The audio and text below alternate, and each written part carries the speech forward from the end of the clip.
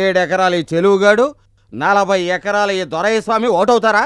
ఏంటి దొరస్వామి, ఏమైంది? ఇంకేం కావాలి రుద్రా? ఈ చింపాంజీ నా కొడుకు కాదీర నా కొడక నాతో సమానంగా కూర్చుని పేకాడాడమే ఎక్కువ. ఇంకా ఈ ఇంట్లో ఇంకో కుర్చీ కావచ్చు, కుర్చీ.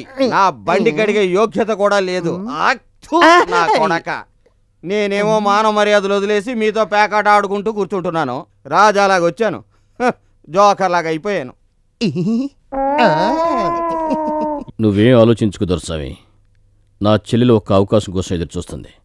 ఆ తర్వాత వాడికి కిక్కిస్తుంది, నీకు కిక్కెక్కిస్తుంది. నిజమేనా? నీ మీదొట్టు. అయితే ఇప్పుడు చూడు నా ఆట. ముందు కార్డ్స్ తీయు, తర్వాత చూపిద్దు గాని. ఈ రోజు నుండి నేను కార్డ్స్ అన్నంటే అన్నాను. ఏమంటూ ప్యాకులు విసిరేసావరా? కార్డ్స్ తీయు అన్నాను.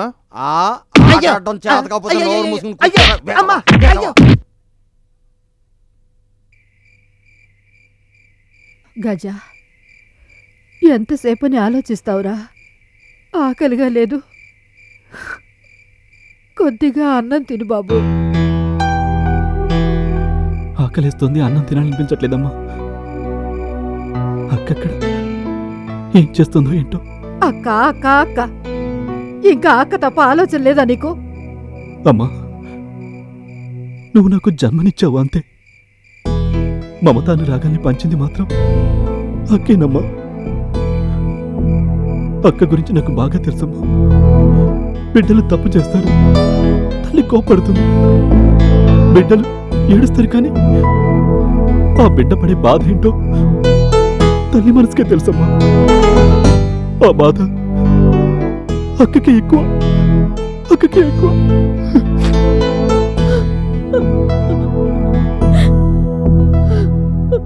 అదంతా నాకు తెలీదు. నాకు మా అక్కయ్య దేవత, అక్కయ్యకి బావ దేవుడు.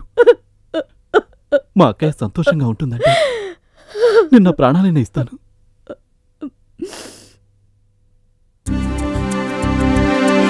గీత, కాలిక్కడ పెట్టు. ఎందుకు మావయ్య? పెట్టు చెప్తాను.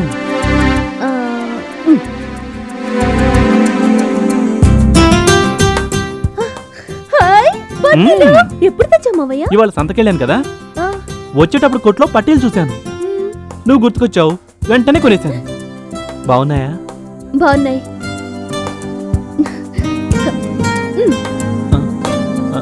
ఇంకో పట్టి ఏది మావయ్య? అది కొట్లో జత 400 అన్నాడు, నా దగ్గరేమో 200 ఉన్నాయి. అందుకే ఒకటే కొన్నాను. ఏంటి మావయ్య, ఒక్క పట్టి ఎవరైనా కొంటారా? ఆ కొట్టువాడు ఇదే మాట అన్నాడు. నేనెంత తెలివైన వాడినో వాడికి తెలీదు. తెలివైన వాడివి. మరేంటి, ఒక జతలో ఒక పట్టీని నేను కొన్నాను, మిగిలిన రెండో పట్టీని ఎవరు కొంటారు? అందుకే ఇంకో 200 కూడబెట్టి ఆ పట్టీ కొని నీకు తెస్తాను.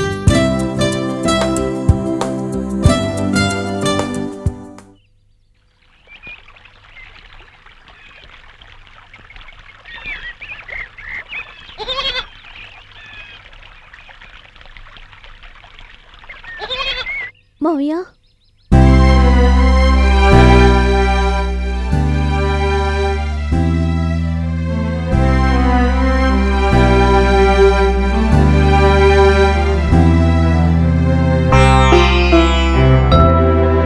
నేనెలాగూ నీకు పనికిరాని వాణ్ణయ్యాను. నేనిచ్చిన పట్టి కూడా నీకు పనికిరాలేదా? కాదు మావయ్య, ఇది నువ్వు పెట్టిన పట్టి కాదు, ఇంకో పట్టి. దీన్ని నీ చేతులతోనే పెట్టించుకోవాలని తీసుకొచ్చాను. ఈ పట్టి కట్టడానికి కూలీ ఎంత ఇస్తారు? అలా మాట్లాడకు మావయ్య, దయచేసి నన్ను క్షమించు. అప్పుడు నేను అలా మాట్లాడటం తప్పే. ఇందులో వింతేం లేదు. ఒక శ్రీమంతుడి కూతురు తన ఇంట్లో పనివాడితో ఎలా మాట్లాడాలో అలాగే మాట్లాడావు. అందుకు నాకేం బాధగా లేదు. తప్పంతా నాదే. మావయ్య, ఆ రోజు నేను నీ పక్షాన్ని మాట్లాడితే నాన్న నీకేదైనా అపకారం చేస్తాడేమోనని భయపడిపోయి నేను అలా మాట్లాడాను. దయచేసి నన్ను అర్థం చేసుకో మావయ్య. ఇప్పటికే అక్కకి దూరమై నేను సగం చచ్చాను. నువ్వింకా పూర్తిగా నన్ను చంపకు. నన్ను నమ్ము మావయ్య, నా మనసు నిర్మలమైన నది లాంటిది. అందులో నీ ప్రతిబింబం మాత్రమే ఉంది. నీకు దండం పెట్టి అడుగుతున్నాను, ఇంకోసారి నన్ను కలవటానికి ప్రయత్నించు మావయ్య. గీతా, అమ్మమ్మా!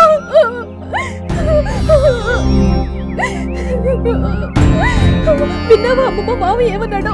ఇందులో నా తప్పేం లేదు. చూడమ్మా, ఇందులో నీ తప్పేమీ లేదు. నేనన్నీ తెలుసుకున్నాను. ఏడవకు. అమ్మా, బాధపడకమ్మా.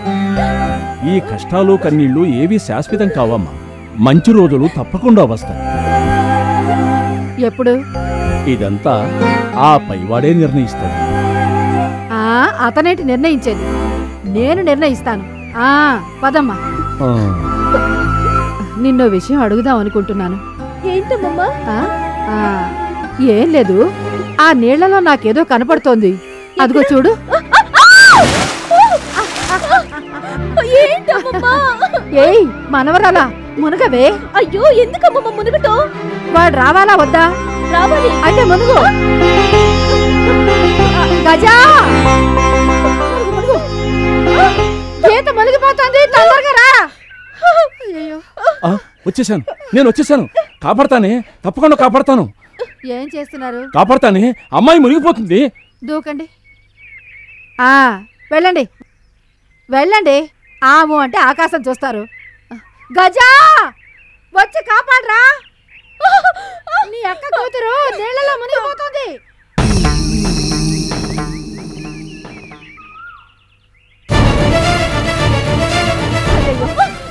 గజా, కాపాడరా, మునిగిపోతుంది.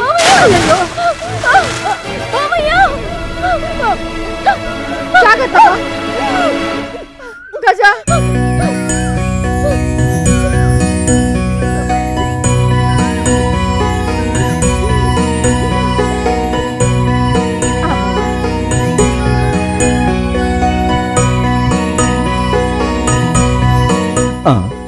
ఏం చూస్తున్నారు?